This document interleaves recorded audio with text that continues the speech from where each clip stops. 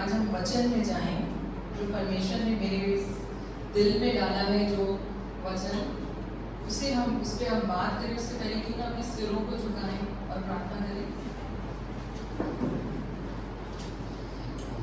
प्यारे पिता परमेश्वर, आज के इस दिन के लिए तेरा बहुत बहुत धन्यवाद देते हैं। हर दिन तू नई आशीष लेके आता है और होने दे कि हम उस आशीष को ग्रहण करने योग्य बने। मानते हैं आज जो वचन बोला जाएगा, जो पढ़ा जाएगा और जो समझा जाएगा, होने दे कि वो हमारे दिलों में घर कर जाए। हमारे दिलों को इतना खोल, हमारे कानों को इतना खोल कि हम उसे अपने दिल में लेने वाले बन पाए, उसे कार्य करने वाले बन पाए। होने दे तेरी महिमा हो और हम उसके पान कर पाए। यीशु मसीह के नाम, आमीन।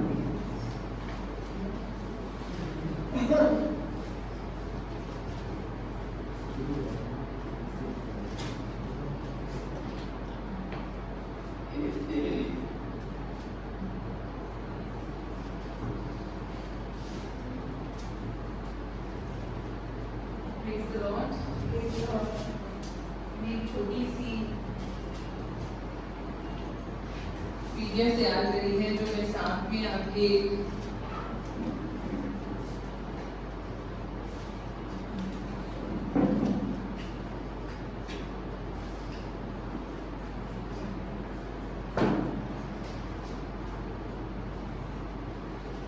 के लिए थोड़ी सी खेल है। आइए हम वचन में आएंगे। जैसे कि मेरा जो पहला प्रश्न है, क्या हम वो सब चीजें देख पाते हैं जो हमारे आसपास हैं? परमेश्वर से हम मांगते हैं कि परमेश्वर तू हमारा उद्धार करता है, हम तेरे हाथों में सब कुछ देते हैं, लेकिन परमेश्वर हमें वो चीजें प्रोवाइड करता है, लेकिन क्या हम उन्हें एक्चुअली समझ पाते हैं कि हमारे पास जो चीजें हैं वो हमारे लिए क्या है? जैसे ये प्रश्न आया है, कोई पढ़ सकता है? क्या प्रश्न है ये? क्या हम सचमुच देखते हैं कि हमारे चारों ओर क्या है? यस, क्या हम देखते हैं? कोई भी अगर आप अपने इनपुट्स देंगे तो बहुत अच्छा लगेगा। क्या हम देख पाते हैं जो हमें परमेश्वर ने दिया है, उसे समझ पाते हैं? मेरे ख्याल से हम नहीं समझ पाते और उसको समझने के लिए हमें परमेश्वर का अनुग्रह चाहिए। परमेश्वर कहता है मैं तुम्हें देता हूँ, लेकिन उसके समझने के लिए मैं तुम्हें उसके लिए भी अनुग्रह देता हूँ। ये उस बारे में है जैसे कि कुछ चीजें होती हैं जिसे परमेश्वर अलाउ करता है हमारी लाइफ में हैपन होने के लिए, हमें उनसे गुजरने के लिए अलाउ करता है, लेकिन वो ऐसा क्यों करता है वो हम समझ नहीं पाते। ये जनरल मैं आपसे बात कर रही हूँ कि ऐसा हम फील करते हैं। और दूसरा प्रश्न मैं आज आपसे ये चीज बोलती हूँ, क्या आप इसको पढ़ते हैं? yes. आवाज नहीं आई। yes. क्या हम इसको पढ़ते हैं? yes. और आपकी शब्दों में ये क्या चीज है? कोई भी अगर मैं आपसे पूछूं तो ये क्या है? मैं डॉक्टर साहब से पूछूंगी क्या चीज है? एग्जैक्टली, ये परमेश्वर की तरफ से है, उसने हमें किसी रीजन से दिया है। मैंने बहुत लोगों को सुना है, वो कहते हैं हम प्रार्थना तो कर लेते हैं लेकिन वचन पढ़ने के लिए टाइम निकाल नहीं पाते। लेकिन परमेश्वर ने जब अपनी प्रेजेंस में ये बाइबल रची तो उसने कोई तो रीजन रखा ना हमारे लिए। एग्री करते हैं आप मेरे साथ? करते हैं। तो जब उसने ये बाइबल हमें दी, किस लिए दी? ताकि जो हमारी लाइफ है वो अच्छी तरह से मोल्ड हो, शेप हो, उसको वो अच्छी तरह से शेप करने पाए। और ये बाइबल है क्या एक्चुअली? ये बहुत सारी ब्लेसिंग्स हैं, अनटोल्ड ब्लेसिंग्स हैं। कहते हैं ना अनगिनत अनकही ब्लेसिंग्स हैं, आशीषें हमारे लिए, लेकिन हमें उसे रिसीव करने के लिए अपने आप को तो तैयार करना पड़ेगा ना, करना पड़ेगा। आप में से कोई लोग ऐसे हैं जो मल्टी विटामिन्स लेते हैं जैसे डेली बेसिस पे? कोई ऐसा है जो मल्टीविटामिन लेता है कुछ खाने के लिए, कुछ ताकत लेने के लिए? विटामिन समझते हैं ना आप जैसे, लेकिन हम उसे सिर्फ एक टैबलेट खाने से हमें एनर्जी नहीं आ जाती, उसे हमें कंसिस्टेंटली लेना पड़ता है। ऐसा मानते हैं आप? उसी तरह बाइबल है, अगर हम वचन पढ़ेंगे तो हमारी इम्यूनिटी बढ़ेगी, हमारी ग्रोथ बढ़ेगी। तो मैं आप सबको उत्साहित कर रही हूँ, प्रोत्साहित कर रही हूँ कि बाइबल आप रोज पढ़ें, हम अपनी ये आदत डालें। अब मैं बाइबल में से ही एक चैप्टर निकालूंगी, साम आप खोल सकते हैं, भजन संहिता 119 देखेंगे हम, जो शायद एक बहुत ही रियल रेवलेशन है हमारे लिए, जो कहता है, कोई भी जल्दी से पढ़ते क्या कहता है ये वचन? क्या ही धन्य है वे जो चाल की खड़े हैं और यहोवा की व्यवस्था पर चलते हैं। नहीं, सिर्फ सामने से पढ़ेगा, सामने से पढ़ेगा। ये 18 है, 119 का 18। Open my eyes that I may see wonderful things in your law. Yes, यदि आप ये बोल दे कि मैं तेरी व्यवस्था की अद्भुत बातें देख सकूं। आमेन। अगर आप इसे पढ़ते हैं तो आपको समझ में आता है ये है क्या? मेरी आंखें खोल दे कि मैं तेरी व्यवस्था की अद्भुत बातें देख सकूं। देखिए तो एक छोटी सी प्रेयर, सिंपल सी प्रेयर है, लेकिन बहुत बहुत पावरफुल प्रेयर है ये। और ये किस लिए मांगी जा रही है? कि हमारी जो स्पिरिचुअल ग्रोथ है, एनरिचमेंट है, जो हमारी आध्यात्मिक समृद्धि है, वो बढ़ने पाए। अगर मैं इसमें पढ़ रही हूँ तो उसमें लिखा है कि अद्भुत बातें, वंडरफुल थिंग्स, वंडरस थिंग्स वो कह रहा है। तो ये वंडरस थिंग्स हैं क्या एक्चुअली में? शायद वो हमारी फैमिली हो सकती है, शायद वो हमारे आसपास कुछ भी, हमारी जॉब हो सकती है, हमारी कोई भी सिचुएशन हो सकती है, अच्छी या बुरी कोई भी सिचुएशन हो सकती है, लेकिन उन सिचुएशंस में पॉसिबिलिटीज हैं, उन सिचुएशंस में पॉसिबिलिटीज है, ऐसा हमें वचन बताता है। और उन अद्भुत चीजों को देखने के लिए, समझने के लिए हमें अनुग्रह मांगना है, ताकि वो कहता है कि मेरी आंखें खोलो ताकि मैं समझ सकूं। और जब परमेश्वर आंखें खोलेंगे तो हम उन चीजों को समझ पाएंगे, जब वो आंखें खोलेंगे तो हम उन चीजों को जान पाएंगे, देख पाएंगे और अपने जीवन में ले नहीं पाएंगे, क्योंकि पवित्र आत्मा हमें यही सिखाती है। मैं एक छोटी सी स्टोरी बताऊंगी। मैंने ये स्टोरी शायद बहुत पहले सुनी थी, और ये अगर किसी को पता है तो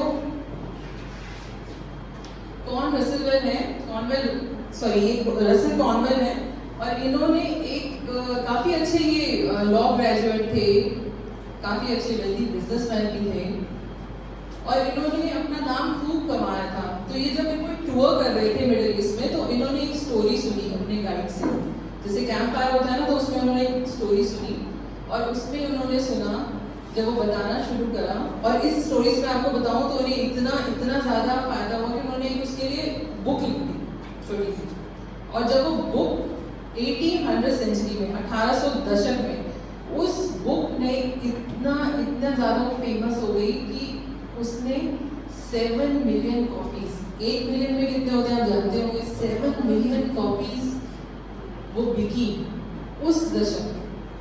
और उसके बाद उनको इतना ज्यादा, जैसे आज मीतू भी डिस्कस कर रही थी कि एक पास्टर जैसे उन्हें काफी वो मिला था, लेकिन इनको काफी सारे रिसोर्सेज मिले, बहुत सारे प्रॉफिट्स थे, और उन्होंने एक यूनिवर्सिटी खोली यूएस में, टेम्पल यूनिवर्सिटी करके, और वहाँ पर thousand and thousands of students हैं जो इनके स्टूडेंट्स हैं, और वो इस सब चीज़ों पे चलते हैं। तो मैं इस कहानी से एक जो मुझे सबक मिलता है, जो मुझे समझ में आता है, वो मैं आपके सामने लाने पाती हूँ कि इसमें एक बिब्लिकल प्रिंसिपल है जो हमें कुछ सिखाता है। क्या आप तैयार हैं सुनने के लिए? I also believe you all are ready. तो स्टोरी है कि इस आदमी ने जब कहानी सुनानी शुरू करी, जो सच्ची कहानी है, ट्रू स्टोरी है, कि साउथ अफ्रीका में कोई अल्फाइड नाम का एक जन था, और उसके पास क्या था, उसके पास अपना जो जीवन यापन करता था, तो उसमें उसके पास बहुत एकड़ जमीन थी, काफी एकड़। 1 एकड़ अगर आप समझ पाए तो काफी स्क्वायर फीट होता है, मे बी 4000 से ऊपर स्क्वायर फीट आता है उसके अंदर। तो आप इमेजिन करिए एकड़ और एकड़, काफी एकड़ जमीन थी उसके पास। और उसके पास एक पुराना सा कोई बैल था, एक हल था, और उसके पास शायद अगर हम देखें तो छोटा सा कमरा था, झोपड़ी कहेंगे सर, वो था। तो वो बहुत मेहनत करता था, दिन भर खूब मेहनत करता था, खूब मेहनत करता था, और शाम को उसको कुछ भी अर्न नहीं होता था। तो वहां से एक पादरी साहब निकलते हैं उसको इतना मेहनत करते हुए, और मिडिल ईस्ट में आप समझ सकते हैं कितनी गर्मी होती है। जब वो वहां से पास्टर साहब निकले कि चलो मैं इससे देखता हूँ क्या कर रहा है, ये इतनी मेहनत करता है, इतना पसीना बहा रहा है। लेकिन जब उन्होंने देखा तो उन्होंने कहा तू बेवकूफ है, तू इतनी ज्यादा मेहनत कर रहा है, इतनी ज्यादा मेहनत कर रहा है। मैं तेरे को एक सोर्स बताता हूँ कि तू इंडिया जा, वहां पर हीरे की खदानें आई और लोग बाग इतने हीरे, चट्टानों के साइज के हीरे निकाल रहे हैं, और तू वहाँ एक घाटी है, उन्होंने नाम बताया, तो बस वहाँ जा और वहां पर वो हीरो की खोज कर और तू अमीर बन जाएगा और तू बहुत खुश रहेगा। अब वो जो इंसान था उसने सुन तो ली, हम भी पास्टर साहब की बात सुनते हैं लेकिन मानते नहीं है। घर जाके उसका जब वो बिस्तर पे लेटा वो करवटें बदलता रहा, सोचता रहा, काफी कंफ्यूज रहा। फिर थोड़े टाइम बाद उसने डिसाइड किया मैं अपना सारा खेत, अपना सब कुछ बेचकर, अपना बैल, जो भी कुछ उसके पास था, वो एकड़ की एकड़ जमीन में बेचकर इंडिया की खोज में निकलता। उसने क्या किया, उसके बाद उसकी वाइफ थी, उसके बच्चे थे, उसने कहा मैं तुम्हें ये टेम्परेरी जगह देके जा रहा हूँ, लेकिन जब मैं वापस आऊंगा तो तुम इतने अमीर हो जाओगे, इतनी खुशी से जियोगे कि तुम इमेजिन नहीं कर सकते। बस मैं ये सब बेच के जा रहा हूँ और वापस आऊंगा। और वो निकल गया हीरे ढूंढने की खोज में। हीरे किसे नहीं पसंद, मुझे भी पसंद है, लेकिन वो हीरे की चट्टानी उसकी खोज में चल गया। लेकिन वो चलते चलते, जहां जैसे मैं इस कहानी को पढ़ रही थी तो उसमें लिखा था कि वो जब इंडिया आया तो उसने वो सारा पैसा खत्म कर दिया, सब कुछ खत्म कर दिया ढूंढते ढूंढते, लेकिन उसे वो जगह नहीं मिली। और फिर उसने क्या किया, वो वहां से निकलते निकलते यूरोप पहुंच गया, और वहां पे उसने क्या किया, एक छोटा सा सुसाइड नोट लिखा, क्योंकि वो तंग आ गया था कि मैं सब कुछ बेच दिया, कुछ भी नहीं है मेरे पास, मैं बच्चों को, अपनी बीवी को जाके क्या कहूँगा। तो उसने जब वो सब कुछ बेच दिया और कुछ नहीं है उसके हाथ में, अब जो पैसा था वो भी खत्म हो गया, तो जब वो उसने डिसाइड किया कि मैं एक सुसाइड नोट लिखूंगा कि मेरे को कुछ नहीं सफलता मिली तो मैं मरने जा रहा हूँ। उसने वो नोट अपनी वाइफ को भेज दिया, और जैसे कि मैंने इसमें पढ़ा कि वो किसी नदी में, कोई बहती हुई नदी में स्पेन में वो डूब के मर गया। अब बात जो सबसे, जैसे कि सच्ची कहानी मैंने बोली लेकिन काफी दुखद कहानी भी है कहने को, लेकिन बाद में जो हुआ वो बहुत ही अमेजिंग था। अब जिस आदमी ने उसका खेत, उसका बैल और वो सब कुछ खरीदा था, उसने क्या किया, उसने भी मेहनत करी, उसने भी वहां पर खूब जोता, अपने उस बूढ़े बैल को लगा के खूब जोता वहां पर खेत, और उसको क्या मिला, उसको वहां पत्थर मिलने लगे। तो जब हम जोतते हैं तो वो पत्थर मिलते हैं, छोटे छोटे, बड़े बड़े भी मिले। उसने क्या किया, वो सारे साइड कर दिए और बाउंड्री बना दी पूरे खेत के आसपास।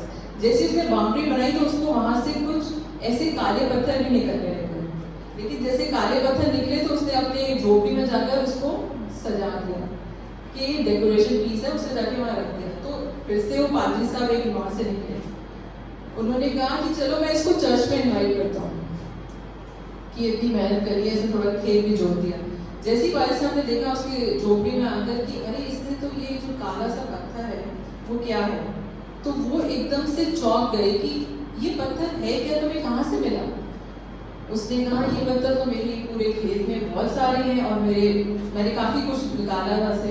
तो उन्होंने कहा अरे, फिर पादरी साहब ने कहा तुम भी बहुत बड़े बेवकूफ हो, तुम्हें पता नहीं ये जो पत्थर है जिसमें से रोशनी शायद निकल रही थी, ये कार्बन है और इसके अंदर हीरा है। मेरी जो ये कहानी सुनाने का मतलब वो ये है कि जिसने अपनी जान दे दी, जिसने समझा नहीं, पूरी दुनिया घूमता रहा, लेकिन क्या उसे पता था कि जिस खेत को वो जोत रहा था वहीं पर हीरे थे? वो समझ उसके पास नहीं थी।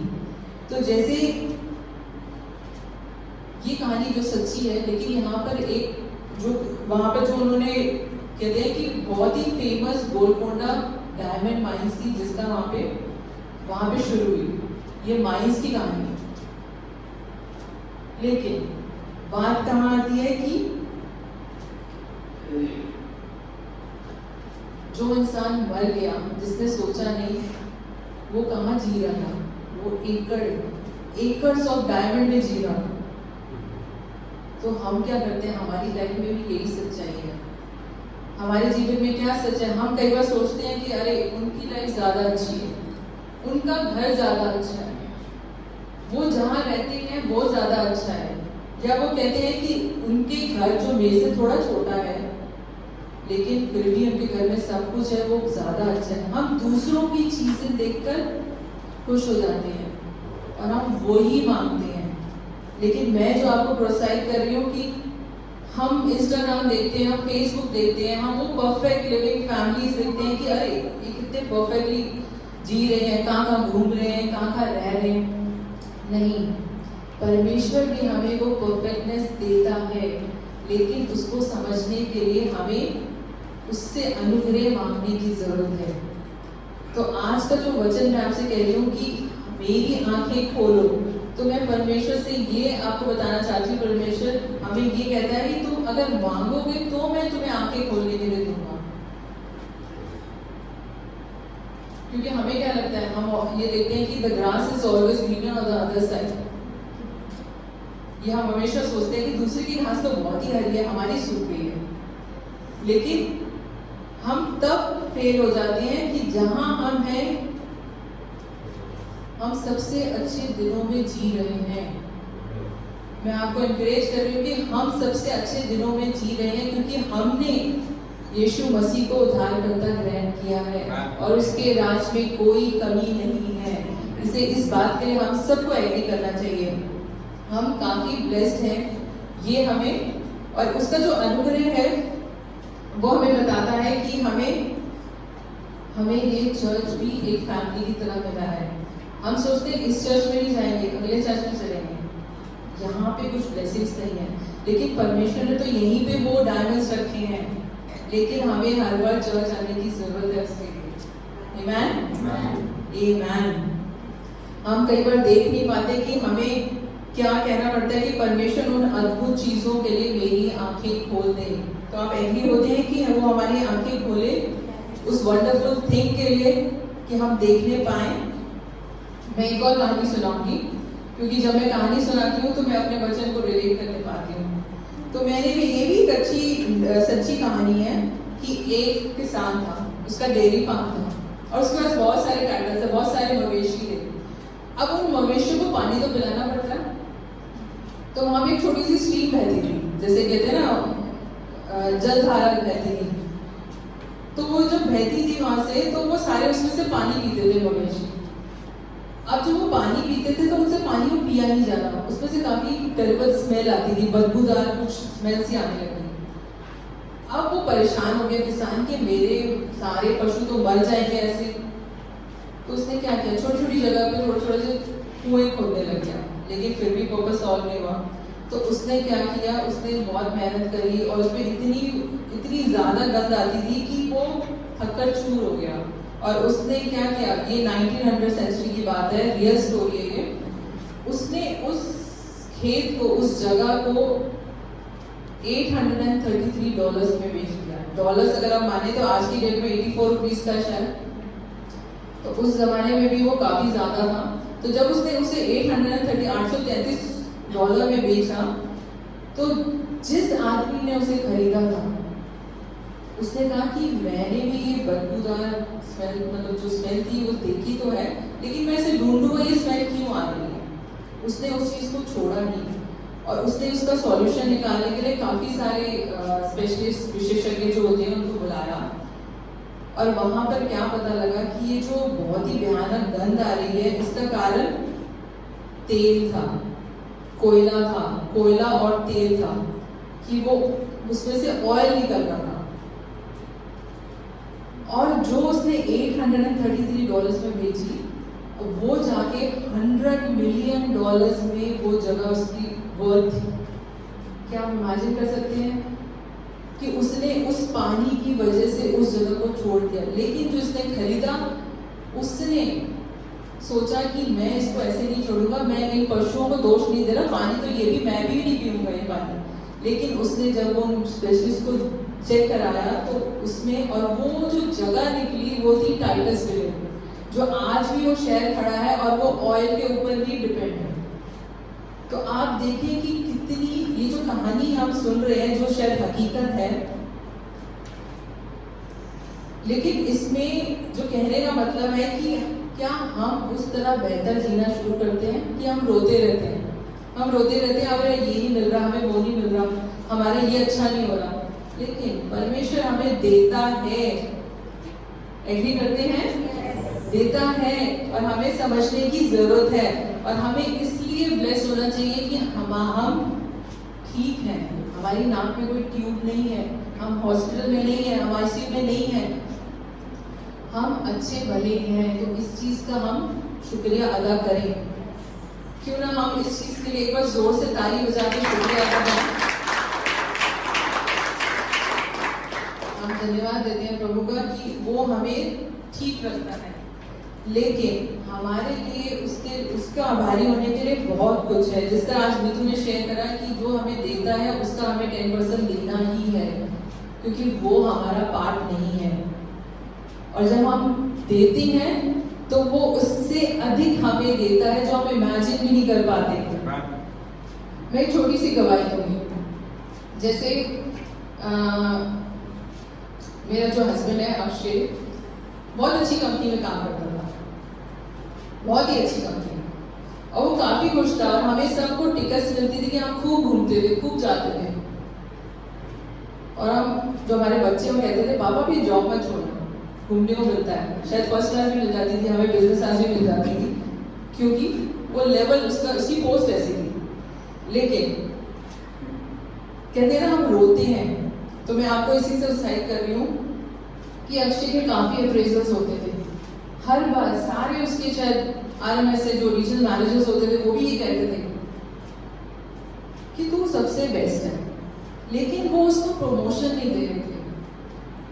उन्होंने कहा तू जो सीट पे है, क्योंकि उनको अगर हम मैं वाहवाही नहीं करती, लेकिन मैं आपको ये बताना चाहती हूँ कि कंपनी का एटलीस्ट 70% जो दिल्ली से और पूरे साउथ एशिया से शेयर जाता था, वो दिल्ली ऑफिस से जाता था, तो उसमें अक्षय का कंट्रीब्यूशन था। तो हम परमेश्वर का धन्यवाद देते थे कि वो कैसे हमें इस्तेमाल करता है। लेकिन अक्षय इस बात के लिए थैंकफुल था कि वो उसे यूज कर रहा है, लेकिन उसको उसकी जो चीज थी वो नहीं मिल गई। लेकिन परमेश्वर ने कहा तू जो सोचता है मैं उससे ज्यादा तुझे दूंगा, और उसने उसे इतना ब्लेस किया कि वो आज, जिस तरह हमने ये पढ़ा ना कि $833, जिस तरह मैंने आपको बताया कि $833 में से वो जमीन बेची, लेकिन 100 मिलियंस की वर्थ, तो परमेश्वर हमें वही वर्थ देता है। तो मैं आप सबको उत्साहित कर रही हूँ कि आप भी बने रहें अपने टाइट में, अपनी प्रार्थनाओं में। परमेश्वर आपको भी ऊंचा उठाएगा, ऐसा वचन हमें सिखाता है। और जिस तरह मैंने आपको एक कहानी सुनाई कि उस समय उसने क्या किया, उसने वही जगह से वो चीजें उठाकर, उन चीजों को उठाकर उस जमीन की वैल्यू दिखाई, और वो आशीषित हुआ। तो हम, जिस तरह मैं आज इसी वचन पे बोल रही हूँ कि मेरी आंखें खोलो कि मैं तेरी व्यवस्था की बातें देख सकूं, क्योंकि जहाँ हम हैं वहाँ बहुत सारी पॉसिबिलिटीज हैं, बहुत सारी पॉसिबिलिटीज है, बस हमें समझना है। मैं जिस तरह कह रही हूँ कि मैंने किसी को देखा जो बहुत ही तंग था, शायद इतना तंग था कि वो अपने बेड पे लेटा रहता था, सोच रहता था कि काश मेरी लॉटरी निकल जाती। लेकिन परमेश्वर ने तो उसकी लॉटरी निकाली थी क्योंकि उसने यीशु मसीह को उद्धारकर्ता ग्रहण किया था, लेकिन उस चीज को उसने समझा नहीं था। और जब एक पासवान ने उसको समझाया कि नहीं, तेरी तो लॉटरी निकली हुई है, तू तो तेरा नाम तो लाइफ ऑफ बुक में लिखा हुआ है। जब उस इंसान को वो चीज समझ आई तो वो इंसान कहीं कहीं बहुत ही ऊंचाइयों पे पहुंच गया। जिस तरह हम बाइबल में क्या पढ़ते हैं, लूक 15 जिसे हम पढ़े, अगर ये जो मैंने माइंस की एक वो निकाली थी, गोलकोंडा माइंस, तो ये उसकी तस्वीर है जो मुझे बहुत मुश्किल से नेट पे मिली, तो मैं आपको दिखाना चाहती हूँ कि माइंस के सॉरी ये माइंस की नहीं है, ये तेल की है। जो तेल जहाँ से कुएं से निकला था वो उसकी तस्वीर है। तो अगर आप नेट पे भी सर्च करोगे तो आपको ये दिखेगी कि यहाँ से तेल निकला और ये टाइटस विले करके शहर आज भी खड़ा है। मैं आपसे बात कर रही हूँ अब लूका 15 के बारे में, कि जिसमें हम प्रोडिगल सन की बात करते हैं, उड़ाऊ पुत्र। आज हमारे गनु भाई ने भी यही शेयर करा। हम तीनों ने किसी ने बात नहीं करी, लेकिन परमेश्वर हमें ऐसे लीड करता है कि वो एक ही वचन को पूरी सभा में चलाता है। जब मैं ये कहानी पढ़ती हूँ तो उसमें जिस तरह उड़ाऊ पुत्र लिखा है, तो वो उसके पास क्या था, उसके पास तो सब कुछ था। शायद वो बहुत ही अच्छे बिस्तर पे सोता था, बहुत ही अच्छी जगह पे रहता था। उसके पिता उसे, जब वो वापस आया, उसने क्या किया, उसको अंगूठी पहनाई, उसे गले लगाया, उसके लिए इतनी बड़ी पार्टी करी। लेकिन बात क्या थी कि उस शायद उड़ाऊ पुत्र को ये नहीं पता था कि उसके दोस्त कह रहे हैं, अरे तू चर्च क्यों जाता है, अरे तू उस पार्टी में क्यों नहीं जाता, वहां पे तेरा काम है, चर्च में कुछ नहीं है। शायद उसको ये कहते होंगे, तभी वो वहां से निकल के, और जब वो वापस आया, जब सब कुछ उड़ाकर, तो उसने क्या किया, उसने वो अद्भुत जीवन की पहचान करी। ये तो मेरे पास पहले ही था, मैं इसको छोड़ के क्या ही ढूंढने गया था। उसी तरह शैतान भी शायद हमारे बच्चों से, हमारे बच्चों के बच्चों से भी यही कहता है कि हम चर्च क्यों जाते हैं, चर्च में क्यों टाइम स्पेंड करते हैं, संडे तो मिलता है हमें, ऐसा करते हैं, हम कुछ करते हैं ऐसे कि एक ही दिन हम आराम करें। नहीं, परमेश्वर कहता है मैंने तुम्हारे लिए बहुत आशीषें रख रखी हैं, लेकिन तुम उसके लिए मेरी स्तुति आराधना करने के लिए चर्च में आओ। तो मैं आपको प्रोत्साहित करती हूँ कि हम चर्च कभी ना मिस करें। और जिस तरह मैंने हीरे की बात करी है, तो आपको पता है हीरा बनता कैसे है? किसी को कुछ तो प्रोसेस पता होगा कि हीरा बनता कैसे है। उसको कुछ टाइम की जरूरत होती है, उसे कुछ हीट की जरूरत होती है, कुछ प्रेशर की जरूरत होती है, और उसके ऊपर कार्बन सा होता है। और जब वो प्रोसेस, वो टाइम और वो प्रेशर जब खत्म होता है, तब उसकी चमक बाहर निकलती है। मानते हैं आप ऐसा? तो मैं आज जिस तरह मैं कहानी बता रही हूँ आपको, तो परमेश्वर का समय हमारे लिए भी वेटिंग पीरियड है। वो हमें तलाश रहा है। शायद हम में से बहुतों के पास कुछ दुख है, हम कहते हैं हमारा बिजनेस नहीं चल रहा, अरे हमारा घर छोटा है, हमें बड़ा लेता वो नहीं मिल रहा, शायद मैं किसी के सामने कुछ वैल्यूएबल नहीं है, मेरी वैल्यू नहीं है। नहीं, परमेश्वर हमें अगर टाइम दे रहा है, हमें कुछ बता रहा है, तो वो हमें उस वेटिंग पीरियड में रखा हुआ है। हम जब उस हीट और प्रेशर और उस टाइम से निकलेंगे तो वो हमें ऊंचा उठाएगा। ऐसा मैंने बाइबल से समझा है, तो वो मैं आपको साइड कर रही हूँ, क्योंकि जब हीरे का जन्म होता है तो वो कहते हैं कि वो बूम करके बाहर निकल आता है, तो परमेश्वर भी हमें उसी तरह बाहर निकालता है। मैं आज आप इसलिए आपको प्रोत्साहित कर रही हूँ कि हम हमारी जो टेस्टिंग है, जैसे हमारी जो परेशानियाँ आती हैं, इनसे हम ना भागें, इनसे हम ना डरें। हम कहते हैं अरे कहना तो बहुत आसान है, लेकिन जिसके ऊपर बीतती है उसको पता लगता है। लेकिन वचन हमें कहता है अगर तुम पे बीत रही है तो इसका मतलब मैं तुम्हें तराश रहा हूँ और तुम्हें हीरे की तरह बाहर निकाल रहा हूँ। आमीन। अगर हम बाइबल की सबसे पहली पुस्तक निकालेंगे, उसमें जेनेसिस में उत्पत्ति में लिखा है, शायद हम सबने, मैं कहानी नहीं बोलूंगी, अब्राहम और इसाक की कहानी सबने सुनी है कि उसका बेटा, जिस तरह हम वो कहानी नहीं सुनेंगे, हम आगे जाएंगे जो आज मीतू ने कही। किसकी कही? लॉट की, जो लूत था। अब्राहम और लूत ने क्या किया? दोनों खुश थे, दोनों के पास सब कुछ था, लेकिन एक टाइम आया कि दोनों ने कहा कि हम अलग अलग हो जाते हैं। तो उसमें अब्राहम सबसे पहले आया। उसने क्या किया? उसने लूत को कहा तू जो साइड लेगा उसके ऑपोजिट में जाऊंगा। और उसने यही किया। उसने जो हरी भरी जगह थी वो लूत ने ली, जहां पानी बहता था। और अब्राहम के हिस्से में क्या आया? रेगिस्तान। तो जब ये कहानी पढ़ रही थी मैं, तो इसमें लिखा था कि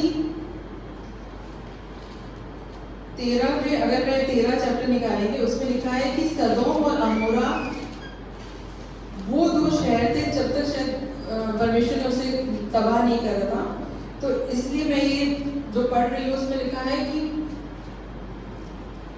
जब उसने वो जगह, हरी भरी जगह ली, तो आज उसे बताया जैसे मीतू ने कि उसकी पत्नी क्या हुई थी? नमक का खंभा बन गई थी। उसने पीछे मुड़कर देखा था। और उसके बाद भी अगर आप पढ़ोगे तो उसमें लिखा है कि उसके पास, उसमें कुछ भी नहीं था, उन्हें जला दिया गया था शहरों को। और वहां जितने भी दुष्ट थे, जितना भी वहां पाप हुआ था, वो सब लोग अपनी जान बचाकर भाग रहे थे। ऐसा इस चैप्टर में लिखा है कि लॉर्ड ने क्या किया था, लूत ने क्या किया था। उसने, उसकी पत्नी तो खंभा बन गई थी, लेकिन उसके पास 2 बेटियां थे, शायद उनके साथ भी उसने पाप करा और उसकी बहुत ही परेशानियां बढ़ गई थी। उसका जीवन इतना बदल गया था, और क्योंकि उसने सोचा था कि वो आशीषों से बाहर है। जब उसने हरी भरी जगह देखी तो उसने सोचा मैं तो अब बहुत ब्लेस हो जाऊंगा, अब तो मैं बहुत अच्छा रहूंगा। लेकिन अब्राहम जो रेगिस्तान में था, आशीषें उसे मिली क्योंकि उसने वहां पर भी आशीष ढूंढी। और लूत को जहां उसने सोचा कि सब कुछ है, वहां उससे सब कुछ छीन लिया गया, क्योंकि उसने यही सोचा था कि मैं आशीषों से बाहर हूँ। और वो, अगर हम जैसे हीरे की बात करें तो वो हीरों का पीछा करते हुए गया था। अब अगर मैं जिस तरह अब्राहम का पढ़ रही हूँ, जो वो ऑपोजिट डायरेक्शन में चला गया था, तो कोई ये वर्स पढ़ के बात करेगा, सामने से रीड करेगा इसको। जब लूत अब्राहम से अलग हो गया, तब उसके पश्चात यहोवा ने अब्राहम से कहा, आँख उठाकर जिस स्थान पर तू है वहाँ से उत्तर दक्षिण पूरब पश्चिम चारों ओर दृष्टि कर, क्योंकि जितनी भूमि तुझे दिखाई देती है उस सबको मैं तुझे और तेरे वंश को युग के लिए दूंगा। ये परमेश्वर का वचन था अब्राहम को। क्या लिखा है कि उसने उसको कहा कि जितनी भूमि तू देखता है वह सब मैं तुझे तेरे वंश के लिए दे दूंगा। पार्टिकल होता है, अगर वो जमीन का जरा देखे तो पार्टिकल है, छोटा सा कण है, उसके बराबर मैं तुझे आशीषित करूंगा। और उसके आगे लिखा है, जाओ उस देश की, और मैं तेरे वंश को पृथ्वी की दूर के किंकों के समान बहुत करूंगा, यहाँ तक कि जो कोई पृथ्वी की दूर के किंकों को गिन सकेगा वही तेरा वंश भी गिन सकेगा। उठ, इस देश की लंबाई और चौड़ाई में चल फिर, क्योंकि मैं उसे तुझी को दे दूंगा। मैं क्या आप मानते हैं कि वचन शायद हमारे लिए भी हो? हम में से हर एक के लिए वचन है। बाइबल का हर वचन हम में से हर एक के लिए है, लेकिन हमें उसे पढ़ना है, उसे समझने का अनुग्रह भी मांगना है। शायद हम इसे बहुत है जो अकेला महसूस करते हैं, जो सोचते हैं कि हमें शायद परमेश्वर भूल गया है, सुनता ही नहीं है, देरी करता रहता है। नहीं, परमेश्वर कहता है तुम रेगिस्तान में हो लेकिन मैं वहां तुम्हारे साथ हूँ। आमीन। मुझे कभी कभी लगता है कि जो हम ये जो वर्स है नीति वचन 17:24, हम इसकी तरह है। बुद्धि समझने वाले के सामने भी रहती है, परंतु मूर्ख की आंखें पृथ्वी के दूर दूर देशों में लगी रहती है।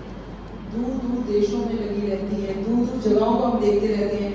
लिखा है कि जैसे कहते हैं ना, एंड ऑफ द अर्थ हम देखते रहते हैं, लेकिन वहां से निकलने का रास्ता वो हमें दिखाता है।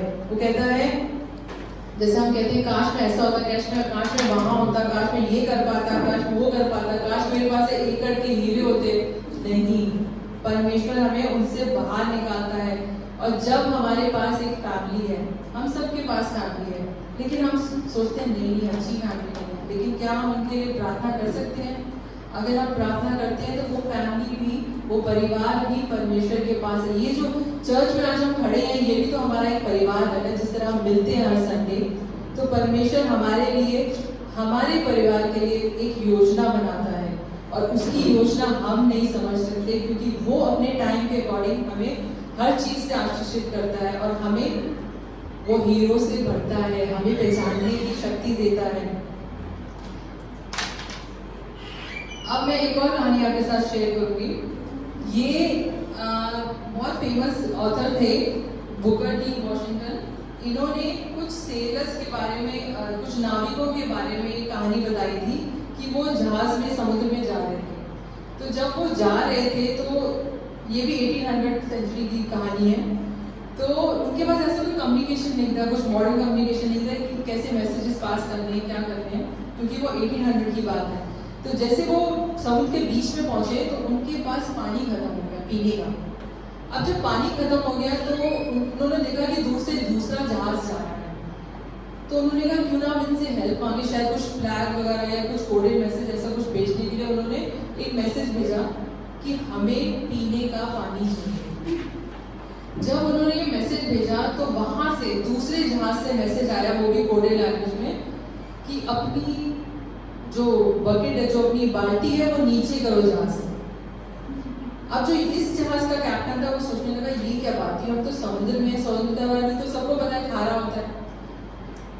लेकिन उन्होंने कहा कि अरे ये तो फिर क्या, उन्होंने दोबारा मैसेज भेजा, उनके पास सेम मैसेज, रिपीटेड मैसेज आया कि अपनी बाल्टी आप जहाज से नीचे करो। और कहते कहते जब वो सोच ही रहे थे, डिसाइड ही कर रहे थे कि हम अपनी बाल्टी नीचे करें कि नहीं करें, वो जहाज, दूसरा जहाज वहां से आंखों से ओझल हो गया, शायद वो होराइजन से गायब हो गया। अब उन्होंने सोचा हमारे पास दूसरा ऑप्शन तो है नहीं, क्यों ना हम ये ऑप्शन यूज ही कर लेते हैं, हम अपनी बाल्टी को नीचे करते हैं, और हमें पूरा पता है कि पानी तो खारा ऊपर आएगा। जैसे उन्होंने अपनी बाल्टी नीचे करी, वहां से जब वो बाल्टी ऊपर आई और उन्होंने अपना ग्लास डाल के जैसे ही पानी का सिप लिया, तो उन्होंने फील किया ये तो फ्रेश वाटर है, ताज़ा पानी है पीने वाला। क्योंकि वो सोच रहे थे खारा पानी है। लेकिन ऐसा क्यों हुआ? क्योंकि जिस जगह वो खड़े थे, वहाँ पे अमेज़न रिवर, जो शायद बहुत ही पावरफुल रिवर है, अगर हम देखें तो वर्ल्ड की पावरफुल रिवर है, जिसमें जो खारा पानी है उसको वो नीचे धकेलती है, और जो फ्रेश वाटर है वो ऊपर आता है। उसकी एक मैंने फोटो निकाली थी, जिसमें कि पानी ऐसे मिलता है। अगर आप इसमें देख पाएंगे तो समझ पाएंगे कि उसमें खारा पानी नीचे जाके फ्रेश वाटर ऊपर एक छोटे से एरिया में आता है। जब वो जहाज वहां खड़ा था, जब वो सारे नाविक प्यासे मर रहे थे, 3 दिन हो गए थे पानी नहीं पिया था, और जब उन्होंने वो बात सुन के नीचे बकेट करी, पानी पिया, तो वो फ्रेश वाटर था। वो खड़े थे उस एकर्स ऑफ डायमंड के ऊपर, लेकिन वो समझ नहीं पा रहे थे। यही चीज हमारी लाइफ को में अप्लाई करती है कि हम समझ ही नहीं पाते कि परमेश्वर हमसे क्या कहना चाहता है। लेकिन उसके लिए जिस तरह आज पासवान ने कहा कि हमें वचन में जाना होगा, पढ़ना होगा, तभी हम उसको लेने वाले बन पाएंगे, रिसीव करने वाले बन पाएंगे। मैं ये सब चीज़ें आपसे इसलिए शेयर कर रही हूँ कि शायद हम में से बहुत चीज लोग हैं जो शायद कोई हैबिट होती है हमारे पास, कोई ऐसी लत होती है, शायद उसे बुरी कहेंगे, अच्छी कहेंगे, लेकिन उस लत से हम निकल नहीं पाते। लेकिन परमेश्वर हमें उससे निकाल सकता है अगर हम अपने घुटनों पे आते हैं। मानते हैं आप? तो क्यों ना जोर से आमीन कहें।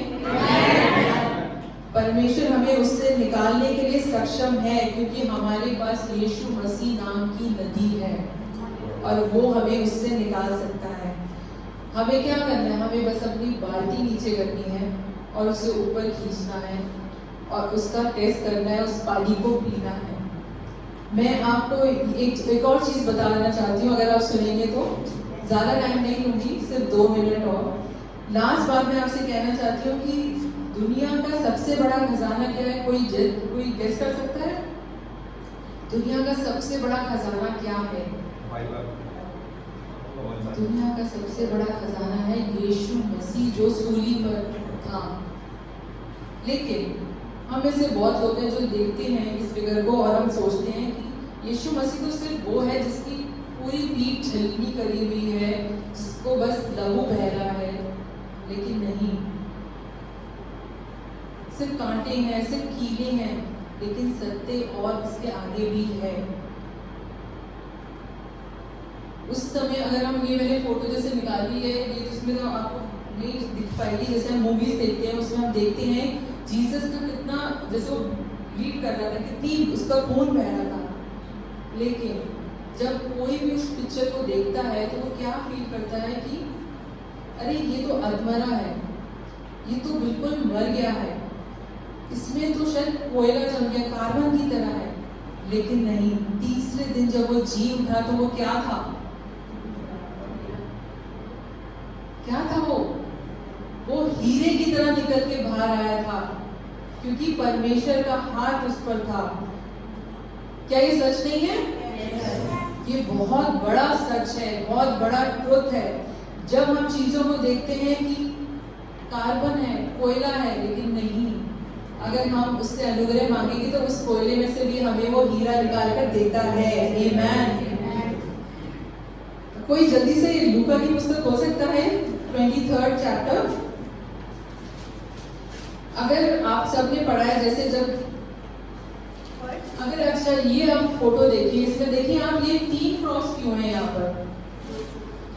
क्योंकि इसके आसपास 2 चोर थे।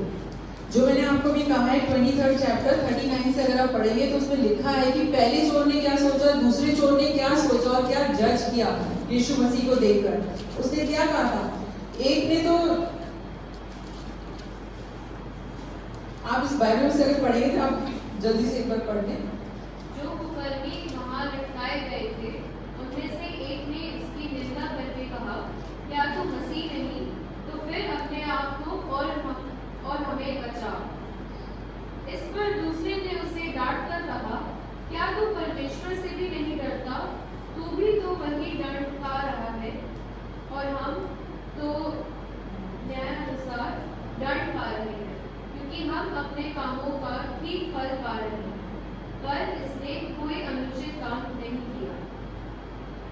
अगर हम ये पढ़ रहे हैं तो हमें ये समझ में आता है कि उस चोर ने, एक चोर ने तो सोचा कि यार ये खून है, खून से भरे होंठ है, और वो कह रहा है इनको माफ कर, इनको माफ कर, क्योंकि ये नहीं जानते कि क्या कर रहे हैं। लेकिन उसने क्या कहा? उसने शायद बहुत कुछ उसको कहा, लेकिन उसने अपनी बाल्टी शायद उस लहू में नहीं डाली, उसने उसकी वर्थ नहीं समझी, ताकि वो शुद्ध हो जाए, वो एकड़ के हीरे जो हैं वो लेने वाला बन पाए। हम क्या करते हैं? दूसरी तरफ अगर हम इसमें पढ़ रहे हैं तो दूसरी तरफ एक और चोर है जो उसी चीज को देख रहा है। वो उस शायद उसे लग रहा है वो कचरा है, लेकिन वो उस कचरे को भी देख रहा है, उस अधमरे इंसान को देख रहा है। यीशु मसीह तो इंसान की तरह आया था ना, तो इसमें लिखा है कि वो उसे देख रहा था। शायद जो मैंने आपको कहानी बताई थी कि उसके पास बैल था, उसके पास वो खेत था, लेकिन वो शायद अपने उस हल को ही देख रहा था, अपने उस बैल को ही देख रहा था, उसकी वर्ड समझ नहीं पा रहा था कि उस एकड़ ऑफ लैंड में क्या है। तो जैसे मैं ये वर्स पढ़ रही हूँ तो उसमें वो कह रहा है कि दूसरा चोर कि मैं तो परमेश्वर को देख रहा हूँ। इसके आगे की एक 42nd वर्स अगर आप पढ़ेंगे तो, तब उसने कहा, हे यीशु, जब तू अपने राज्य में आए तो मेरी सुधि लेना। उसने उससे कहा, मैं तुझसे सच कहता हूँ कि आज ही तू मेरे साथ स्वर्गलोक में होगा। आमीन। उसने यीशु मसीह को समझा और वो अनुग्रह उसे परमेश्वर से मिला। पहले चोर को नहीं मिला, उसने उसकी वर्थ नहीं जानी। सेकंड को जब मिला तो उसने समझा, अरे ये तो हीरा ही है। तो हम भी वो अनुग्रह क्यों ना मांगे। हम इसे बहुत समझ सकते हैं कि सोच सकते हैं कि क्यों ना हम उस दूसरे चोर की तरह हो जिसने पल में यीशु को जाना और पल में वो स्वर्ग में होगा। आमीन। कितनी बड़ी बात है। तो मुद्दा जो मैं आज आपसे ये डिस्कस कर रही हूँ कि हमें इससे खुशी नहीं मिलती, हमें इससे खुशी नहीं मिलती कि क्या गड़बड़ है। हमें खुशी इससे मिलती है जब हम यीशु मसीह की कहानी सुनते हैं। बहुतों ने, अरबों लोगों ने उसकी कहानी सुनी, शायद हमारे जानने वालों ने उसकी कहानी सुनी, लेकिन उसे पहचान नहीं पाते। हम उस कहानी को कहानी की तरह से ले लेते, कोई हिस्टोरिकल फिगर की तरह ले लेते हैं, लेकिन हम क्या उसे समझ पाते हैं? तो वो जो समझ है, जो मैं आपको आज एनकरेज कर रही हूँ कि कि वो समझ हम अपने जीवन में लाने वाले बन पाए। क्योंकि इस जो मैंने आपको कहा बाइबल में क्या लिखा है, ये जीवन की पुस्तक है और उसमें लिखा गया है कि अगर आपने इसको पढ़ा है, देखा है, जाना है तो आप बचाए गए हैं। आप उस स्वर्ग के अधिकारी हैं, आप उन एकड़ के हीरो के अधिकारी हैं। लेकिन आप जानते हैं ऐसा क्यों है? ऐसा क्यों है? हम इस दुनिया में वो हीट, वो प्रेशर और वो जो टाइम लेते हैं वो हम यहाँ पे स्पेंड कर रहे हैं, और परमेश्वर उसमें रहने का भी हमें अनुग्रह दे रहा है। क्योंकि एक दिन वो ट्रम्पेट, वो तुरही बजेगी और हम शायद वो जैस्पर की वॉल्स हैं, पर्ल की वॉल्स हैं और वो रोड्स हैं जैस्पर की, वो हम देखने पाएंगे और यीशु मसीह के साथ स्वर्ग का आनंद लेने पाएंगे। आमेन। तो क्यों ना हम उस फाउंडेशन स्टोन, कौन है फाउंडेशन स्टोन? यीशु मसीह। यीशु मसीह है वो जो हमारी आधारशिला है, जो यीशु मसीह जो परमेश्वर का मेमना है, वो हमें बुलाता है कि नहीं, तुम मेरा हाथ पकड़े रहो तो मैं तुम्हें ऊंचाइयों पर ले जाऊंगा। हमें से कोई ऐसा नहीं है जो कहे कि नहीं भाई इतना बहुत है, अब से आगे नहीं चाहिए। हम रोज कुछ ना कुछ मांगते रहते हैं। हमें छोटी गाड़ी है तो हमें बड़ी चाहिए, छोटी चीजें तो हमें बड़ी चाहिए। तो ये सब चीजें अगर हम इस दुनिया में रह रहे हैं तो परमेश्वर को अगर हम मानते हैं, उसे जानते हैं, पहचानते हैं, उसकी आराधना करते हैं, तो उससे बड़ी बड़ी चीजें वो हमें प्रोवाइड करता है। बस हमें अपना अपनी समझ को मांगना है। समझ सबके पास है, सब समझदार है, सब अपनी अकल में समझदार है, लेकिन हमें ये सच पहचानना है। क्या ये सच है? यही सच है। तो क्यों ना हम सब खड़े हों, अपने सिरों को झुकाएंगे, अपनी आंखें बंद करेंगे और प्रार्थना में आएंगे कि जिस तरह आज हमने एकर्स ऑफ डायमंड के बारे में बात करी, सुनी, तो क्यों ना हम उस चीज को पहचाने। तो हम आंखें बंद करेंगे और परमेश्वर से मांगेंगे, प्यारे पिता, आज हम इस समय इस वचन जो आज बांटा गया है उसको हम तेरे सामने लाते हैं कि इसकी समझ तो हमारे अंदर डालने वाला बने। होने दे कि जिस तरह हमने कहा कि ओपन माय आईज, हमारी आंखें खोलो कि मैं तेरी बातों को समझ पाऊं। तो हम अपनी आंखों को खोलते हैं, हमारी आंखें खुली है प्यारे पिता परमेश्वर, और हम मानते हैं कि इस जीवन में हमें तेरी जरूरत है। हम तुझे वो पहला स्थान देते हैं कि तू हमारी आंखें खोल, और हम प्रार्थना करते हैं कि यहाँ खड़े हर एक जन जो जिसने ये वचन सुना, उन्हें देखी तो उन सब की आंखें खोल, अपनी व्यवस्था की बातें, अद्भुत बातें, जो अमेजिंग, वंडरस, वंडरफुल थिंग्स हैं, वो जानने वाले पाए और उन्हें पहचान पाए, जान पाए। और जब तू अपनी आंखें खोले तो हम में से हर एक जन तेरी महिमा करने वाला बन पाए। प्यारे पिता, हमें तू वो चिन्ह दिखा ताकि हमारा पोषण होने वाला बन पाए। प्यारे पिता, आज इस समय जब हम तेरे से मांगते हैं, प्रार्थना करते हैं, तू इन बाइबल के जो अनमोल वचन हैं, जो हम शायद समझ नहीं पाते, पढ़ते हैं लेकिन हमारे ऊपर से निकल जाते हैं, लेकिन हम आज मांगते हैं कि तू उन वचनों को, उन सच्चाइयों को हमें देखने की सामर्थ्य दे, हमारी आंखों को खोल दे। आज इस समय एक बार फिर हम तेरे से बात करते हैं कि तू हमें धोकर शुद्ध कर, हमें उस चोर की तरह उन्हें देखिए हम अपनी बाल्टी नीचे करने पाए और वो फ्रेश वाटर जो तेरी तरफ से आता है उसे चखने पाए, क्योंकि हर दिन तू नई आशीषें लेकर आता है प्यारे पिता। हर दिन उस आशीष को लेने वाले हम बन पाए, और हम ये सोच भी नहीं सकते, उससे ज्यादा तू हमें प्रोवाइड करता है, और हमारी सोच को और बढ़ा ताकि तू हमें और ज्यादा प्रोवाइड करे। हम तुझ पर डिपेंड होते हैं, तुझ पर निर्भर होते हैं, और यीशु मसीह के नाम से इस प्रार्थना को मांगते हैं, तू सुन और ग्रहण कर। आमीन।